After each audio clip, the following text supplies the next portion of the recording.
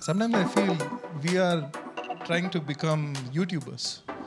Are we speaking the truth of the Bible, or is it our interpretation to make it sound nice? I think they are speaking the truth. Social media account should be a place where they get the right answer.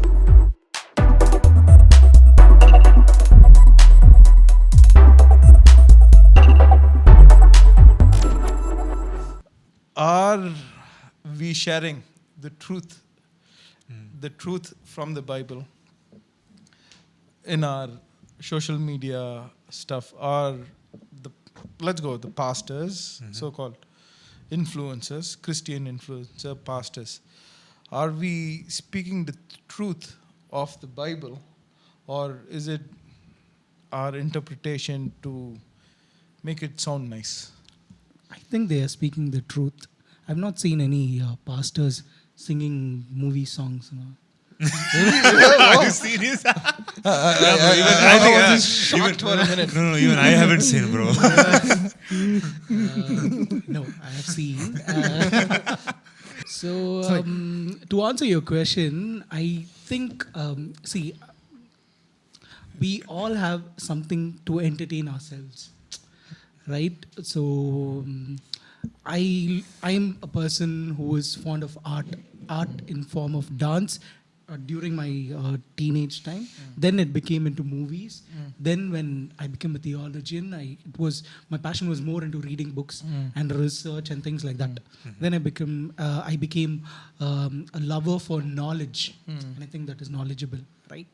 So to answer your question, everyone has something that can entertain, but preaching it on a social media, being a, like you said, pastor or influencer, Christian influencer, and preaching it in a different way will not make sense worldwide.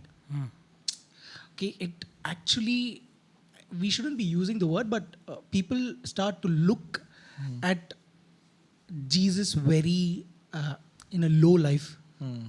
Do you think is that what we want to present Jesus by doing those things, right? Like I told you all, whatever we do it for the glory of God, as we ask. And there's also Paul telling that if in case we ask he'll tell, who are you to ask? I have all the right. So like Paul says, even though he has the right to do anything that he wants, but not anything is beneficial. Not anything is the truth. Correct. Yes. Not every good thing means God Very thing. good point. Yeah. Right? So I don't think so. There is an ultimate truth right now being told on the social media by the masses. Yes, like you said, Coach Madhi, I know my friends personally who have used social media at a right pace during COVID, and till now they are maintaining that integrity with consciousness. I've seen few people there, but those people have to grow. All the people who want to come into social media and become the so-called influencers, yes, go ahead and be that, but are you doing it with the right consciousness? Do you have the truth in you is the question here. Very true. Very, very nicely said. I think I have seen both sides in the social media. I've seen Christian influences, sharing the truth and being very creative about it, and I appreciate that. And also at the same time, I have seen people, in the name of sharing the truth, they will go like very, very harsh, and to a point where they'll start offending everything on the other side. Everything that what other people follow, everyone's belief. And that has become a prime importance right now in the social, because you cannot say anything you want. It will start hurting people's emotions, and it will become a big thing, a viral thing, and you will be targeted. You have to be very careful about what you say, even when you share the truth. Very true. I'm sorry, I have a point. Yeah. But this is for the later episodes. Okay. The main reason to do the content is to be targeted and to go viral. Maybe some. I think I can answer that. There will be some videos like a pastor saying something about some other religion, or commenting something about some other religion, and that would have caused a ruckus. And See, No, that is normally it always happens. Yeah, that's a culture. That's called righteous indignation, where righteous Yeah. anger comes out of religious Correct. things. No, but what Franklin is trying to ask is, do you think someone who's gone famous, who's gone trolled viral, have done the content intentionally Intentionally, to become viral? I don't think So I'm the not sure. okay, You're that's not something sure. to do about marketing. Okay, there's something to do with I marketing. really don't want to say they are doing it or they do not have the knowledge. I think it just happened. I'm being neutral.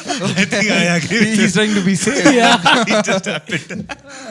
Okay, let me put it across another way. Okay, so out of that content, whatever is going viral, they don't reach souls. You go see, there won't be souls, but you see their share count, Oh yes. and that brings monetization also. Let's be honest, Yeah. right? And that brings popularity also. Like now something is trending. There's one song that is really trending now. The Damayankar, is that No, the one? Sakkare Varada. If we have to delete it, we can edit. I think if we everyone go- knows that. if we have to put it, we can put it. It's okay. But that song, I don't know. As you said, I'm going to stick to your point. I don't know if that pastor. No, I like that song. It's good. Yeah, It's a nice song. I don't know if that pastor did that intentionally to go viral. But my question is after that. Once you know, the song has been trolled. That is where you take Correct. a conscious decision telling that, okay, people are trolling it. I shouldn't encourage it even more. But this person started going around to other places and started singing it again and again. That I didn't know. And let's go to an older song where Darwin Ebenezer, but he didn't do that. He didn't do Yeah. that. But he didn't encourage people to make that song into a troll. People kept doing it, but that song is a testimony. Very Yeah, true. Yeah. That song is a testimony. But people made fun of it, but he didn't go around making Correct. it more troll material. But this Sakara song, he goes around telling that, okay, people are. What if he says a testimony Sakra is gone?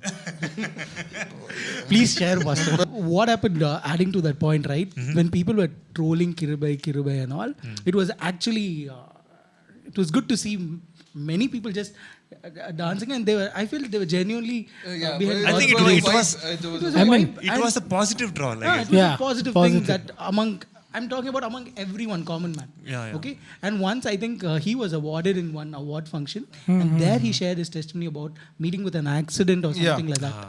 Correct. And that's when he wrote the song. Everyone were shocked. Yeah, everybody So was that's a shocked, good- and that song, it was added more. Yeah. People had a lot of respect, value for the song. Yeah. But this one is like, I saw few videos where people were like putting their Pulling of Christians. hair out and Okay. dancing. The exorcism. I can't see that. Okay, yeah, that was a good point. Let's move on to what is the role does media play in fulfilling the Great Commission? I would say media on the whole in fulfilling, I think it's more of a term you call reachability. Media, it's global, internet, everywhere, wireless connection everywhere. So one post that you put in India, someone in Philippines or someone in Qatar, they are able to see it in the next maximum 30 seconds. If they get a notification, if they've subscribed to your channel, then they just like it. So media mainly reaches your content or your point throughout. I think that is the stronger role of media. But the way we so-called Christian content creators use it, I think Anna will have a better point. Karthikana.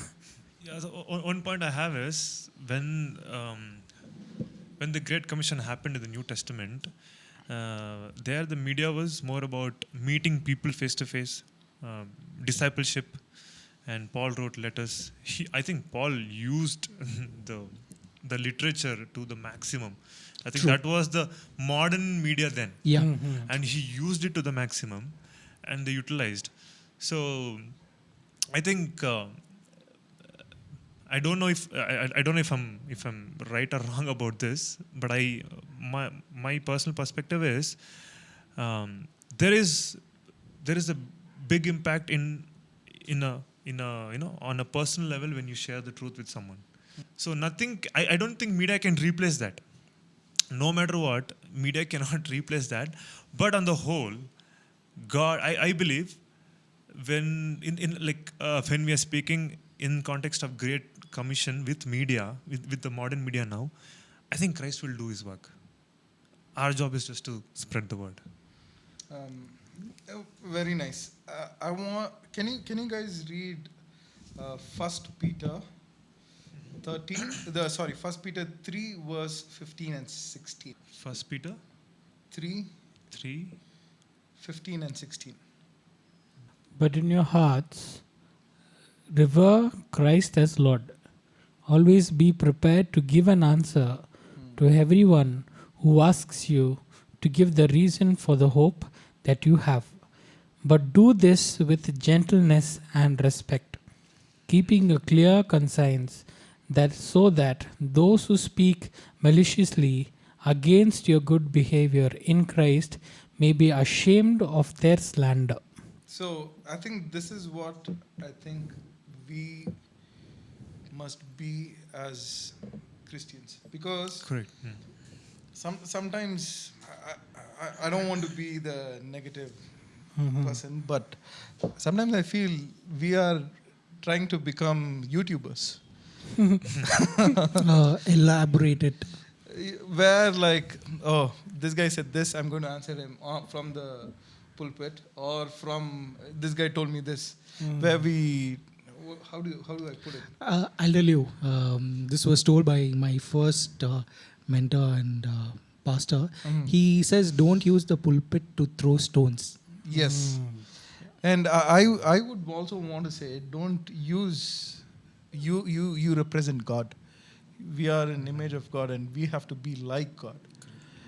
We have to show love, respect. And I think on the whole, we have to be something like this, where we respect, love, always be prepared to give an answer with gentleness and respect. And people should, when people come looking for answers, people come looking for a solution to their problems, I think our social media account should be a place where they get the right answer and a right, where they go back with light heart. Correct. I think this verse backs my point before.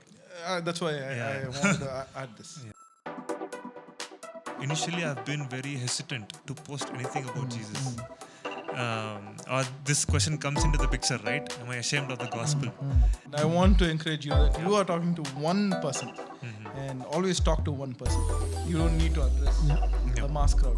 But I feel one region is being targeted by many people. I think that's the main intention why we Christians are actually going to be in this social media.